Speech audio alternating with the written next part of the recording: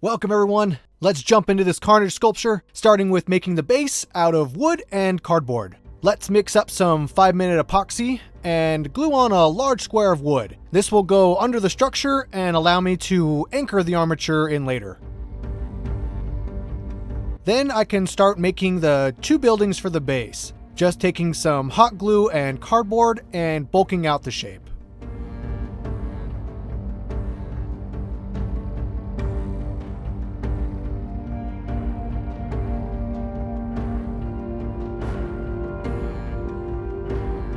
Now that the base is looking good, I can start on the armature for Carnage, using my reference of a skeleton with drawn on Sharpie lines for where the wire goes.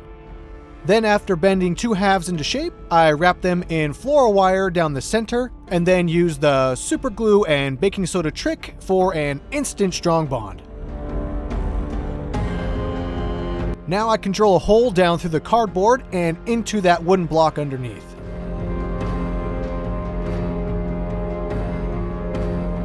Then it's time to mix up a big batch of Magic Sculpt, which is an epoxy clay that sets up in about a few hours and dries as hard as a rock. I'm going to use it to bulk out the armature and the tops of the base. For the armature, I'm leaving spaces where the joints would be. This gives me a lot more, freedom down the line if I need to change the pose in any way. You will see the Magic Sculpt looks maybe like a little slimy here. The trick to using Magic Sculpt is to use water to help smooth it out.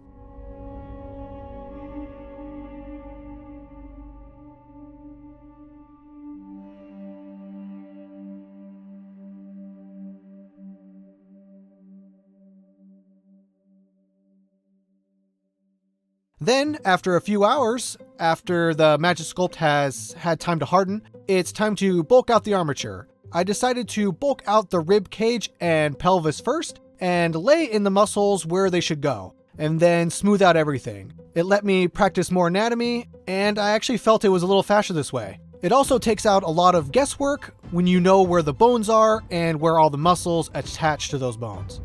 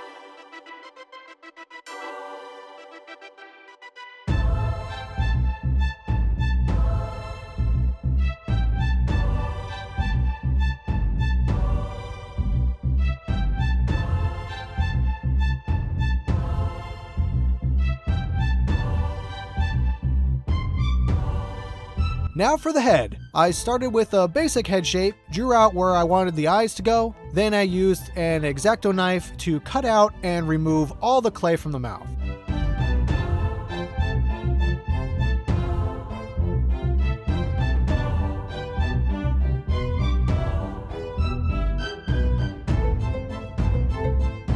Now for the teeth, since I'm using Sculpey, I can bake them separately. I rolled out several little spiky things for the teeth, and then used my desoldering heat gun set at 250 degrees to bake all the teeth for just a couple minutes.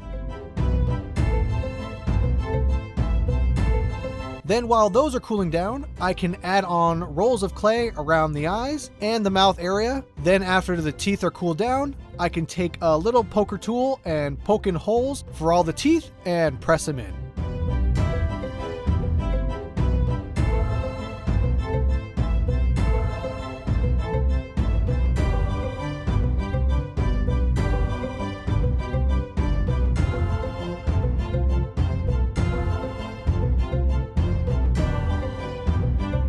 Now it's time to start on all the texture of the suit.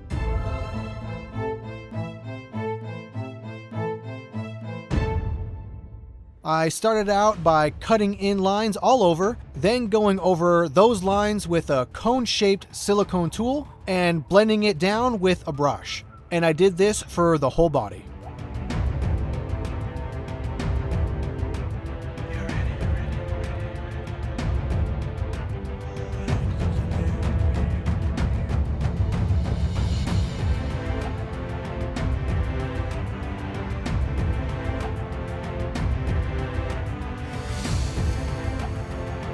Now, what would Carnage be without some sort of giant blade for a hand? When I made the armature, I left just a few inches of wire so I could wrap more wire onto it later to make whatever shape blade I wanted.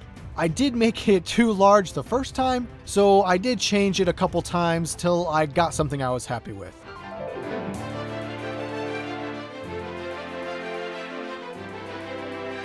Then I turned to the base for a little bit, starting by layering on a thin sheet of clay over everything, and then using my trusty rock to texture all the top bricks.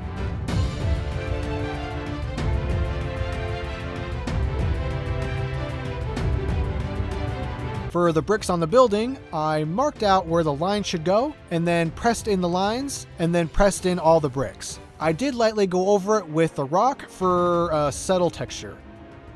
Then rolling out those long claws Carnage has. I did have to wait till it was baked to add on more details to the fingertips later. Now for the black part that runs all over the suit, I pressed out ropes of clay from my clay extruder and placed it all over the body, following a lot of references. Then I had to go over and blend it all down and make it look a little more organic looking. This took me over 4 hours to do.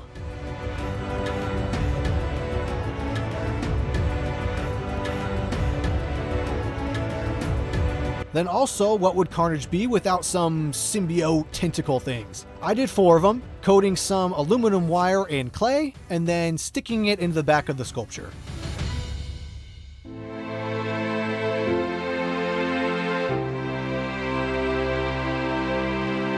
Now it's on to paint. I primed the whole thing real quick with some white paint, then used some silly putty, yes, silly putty, to mask off the eyes. A lot better than trying to use tape. Then I used some matte cardinal red from Folk Art for the base of the red suit.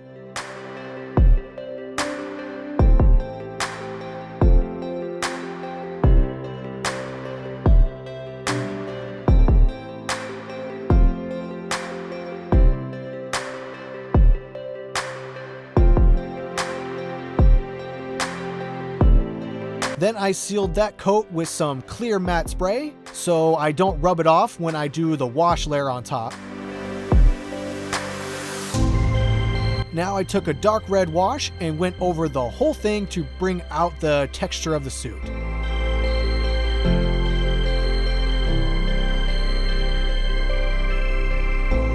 Then after doing another clear coat, I used this semi-gloss Color Technic black paint. I used it for all the black parts of the suit.